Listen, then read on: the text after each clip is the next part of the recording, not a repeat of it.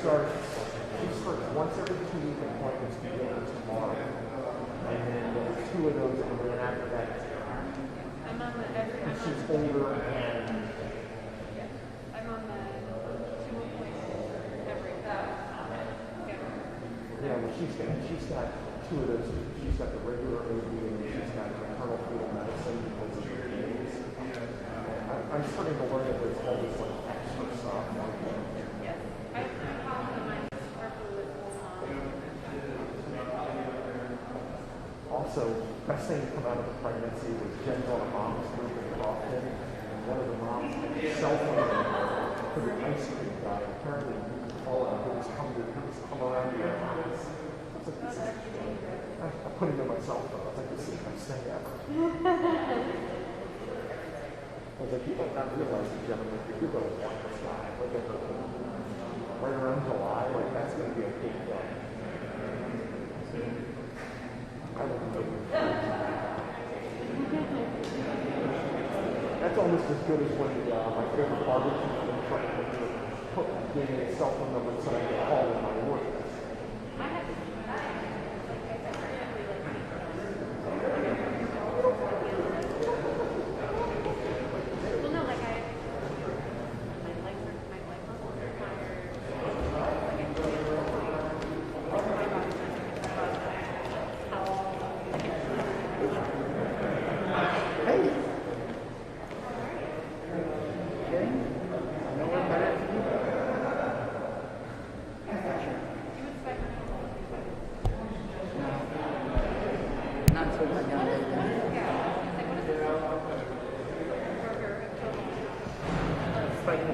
Give me somebody a phone.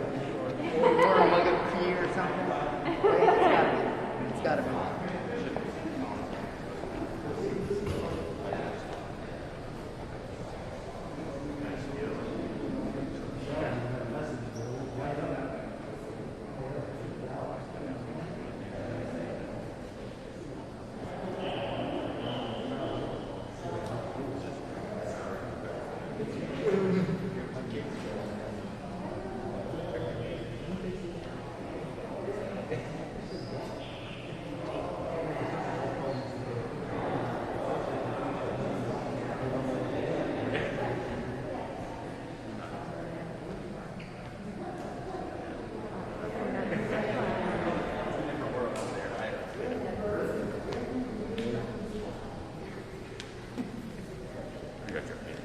See already recording. Okay.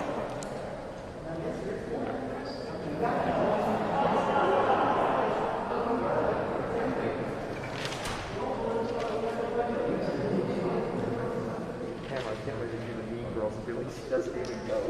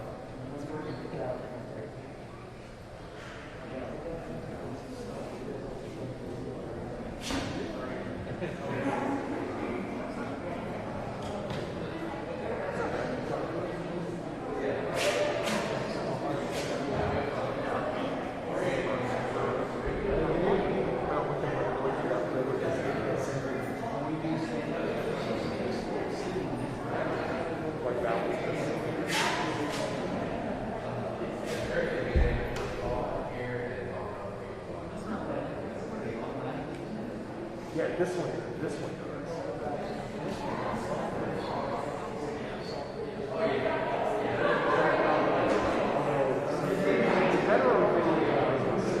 Skills I have active. I ran all manually like now. Otherwise, like seriously, I try to fight it.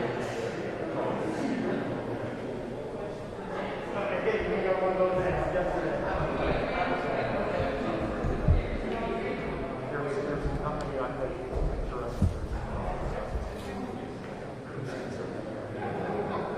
lighting is not great. There's very little sort of other than the visual. There's very sort of, there's very little value to it.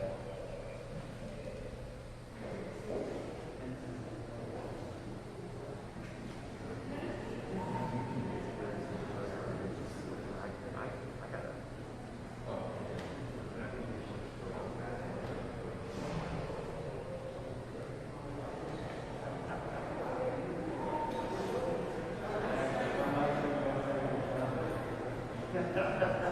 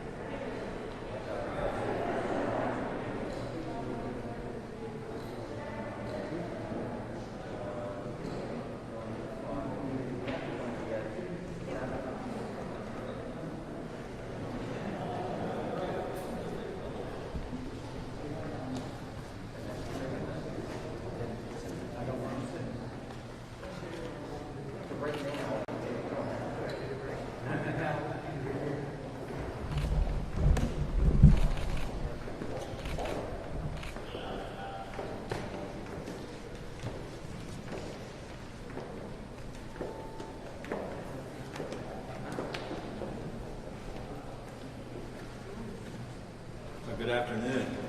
I want to thank Senate President Bill Ferguson and House Speaker Adrian Jones for joining us here today for this important announcement. In the first few weeks of this legislative session, we all came together in a bipartisan way to pass the Relief Act of 2021, which was our emergency legislation that provided more than $1 billion in urgently needed tax relief and economic stimulus for struggling Maryland families and small businesses. It passed with near unanimous support. A few weeks ago, the federal government followed up with an economic stimulus measure. And before the American Rescue Plan even became law, our budget team began to hold a series of discussions with legislative leaders regarding the $3.9 billion that the state of Maryland expects to receive from the federal government. in an effort to reach an agreement on how to allocate this funding in a way that would be most beneficial to our economic recovery. I'm pleased to announce today that we have once again reached an historic bipartisan agreement on a fiscally responsible budget accord which effectively targets relief to Marylanders most in need. $1.1 billion will go to replenish the state's unemployment insurance trust fund, keeping it solvent and stabilizing unemployment insurance rates for at least the next 2 calendar years. This shoring up of the unemployment system will help us to continue helping those who need it most, while also ensuring that we can provide continuing tax relief for struggling businesses. $800 million will be added to our very successful Maryland Emergency Economic Relief Programs to provide for additional tax relief and economic stimulus for Marylanders in need. Another $600 million will go toward the safe reopening of schools, addressing pandemic-related education costs, including the long-term impacts of learning loss, and to fund additional improvements to HVAC, ventilation, and filtration systems for safer school buildings. $300 million will be invested in a game-changing broadband technology initiative, which will enable us to finally provide the infrastructure and technical assistance to ensure that every single Marylander has access to high-speed internet in every corner of the state. $100 million more will be added to our nationally recognized employment training and apprenticeship programs. $100 million will go to support the dedicated state employees who have been providing essential services throughout the pandemic. $500 million will be invested in infrastructure and transit improvements at the Department of Transportation and the Maryland Transportation Authority. And finally, $300 million will allow us to provide a critical lifeline for struggling Marylanders, including for low-income households with utility bills, the Temporary Cash Assistance Program, as well as temporary disability insurance payments. I want to very sincerely thank President Ferguson, Speaker Jones, the budget chairs in the House and the Senate for working together with Secretary Brinkley and our entire budget team in order to reach agreement on this historic budget accord. With today's announcement, Maryland has once again shown the nation that people from different parties can still come together, that we can put the people's priorities first, and that we can deliver real, bipartisan, common sense solutions to the serious problems that face us. And with that, I'm going to ask the Senate President and House Speaker to come up and say a few words.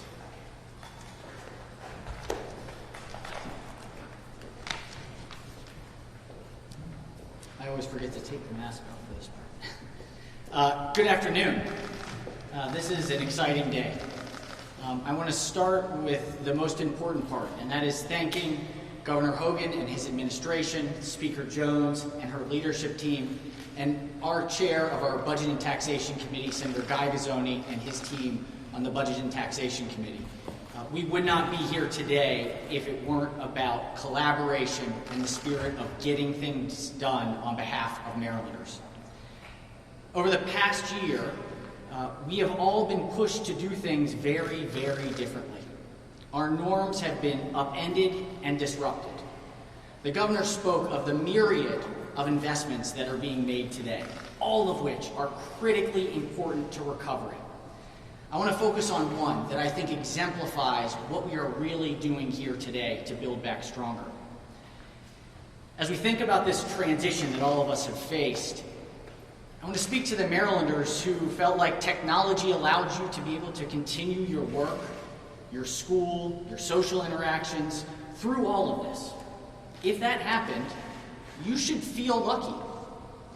If you have not had to think about whether or not you can connect, but that you only had to focus on the struggles of finding the right link or using the right software or making sure that your device had enough power, you're one of the lucky ones. But your livelihood, opportunities for learning, and safely being able to socialize should never have been about luck or zip code. For far too many Marylanders, this transition has not been easy and has not been possible. Not to any fault of individual Marylanders or lack of desire or initiative, but because the technical infrastructure, knowledge, and access was simply not available. We also know that when we think about investing in a 21st century economy, these issues are not new, but they will have long-lasting implications. The World Economic Forum has said that 9 out of 10 jobs by the year 2030 will require digital literacy. 65% of children entering grade school, like my children today, will end up working in jobs that do not exist right now. They do not exist. So the question is not how much does it cost to bridge the digital divide. The question is how much will it cost if we don't act right now? And who will be left out of the opportunities of today and tomorrow if we don't have urgency around this issue? For all of these reasons, we cannot and will not let disconnectivity exist in the state of Maryland. That's why we are so excited to be able to announce today a substantial, a historic, a record-breaking investment in order to ensure that we have a resilient broadband infrastructure, both on the physical and on the human knowledge that it takes to make sure that every Marylander can be connected. These appropriations closing this digital divide represent just $300 million that will happen across the state of Maryland to close the digital divide and address the immediate needs, while, most importantly, what we are doing is investing in our state's future. The funds that are allocated for this amendment are tackling the short-term needs, but taking a long-term approach. That is why we are here. We are using the support from the Biden administration, from the U.S. Congress, to close problems today that will set us up for a stronger post-pandemic future. This entire package is incredibly positive news. It is the sign of what we can do together when we focus on solving problems. I am so proud to be here today to know that today we are taking a step forward to ensure that Maryland is the leader that our people deserve in the 21st century economy. Thank you all, and I'm so thrilled to be able to invite up my partner in this work, Speaker Adrian Jones.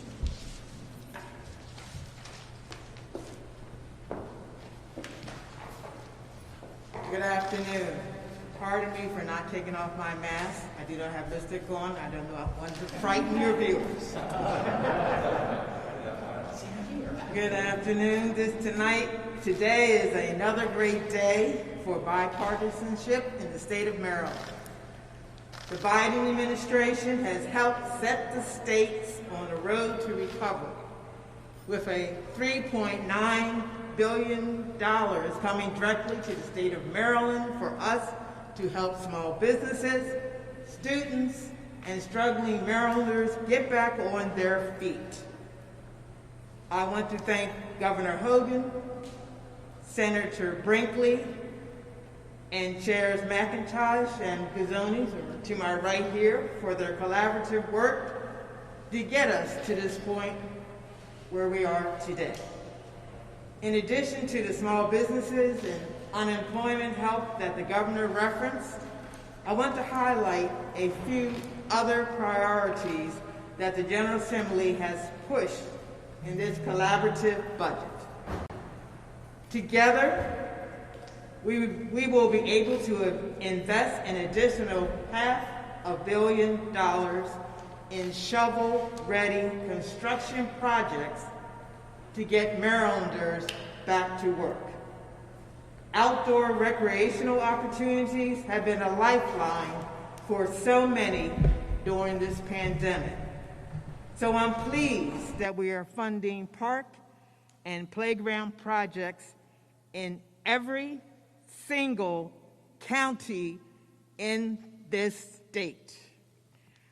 Workforce training and helping students recover from the COVID slide were also top priorities for the House Appropriations Committee in this process. Again, I want to thank Governor Hogan and his team, as well as the budget chairs, for helping to ensure that all of the federal stimulus and state fund balance are put to work in the best possible way to help Marylanders who need it right now. Thank you. Thank you very much. Thank you all.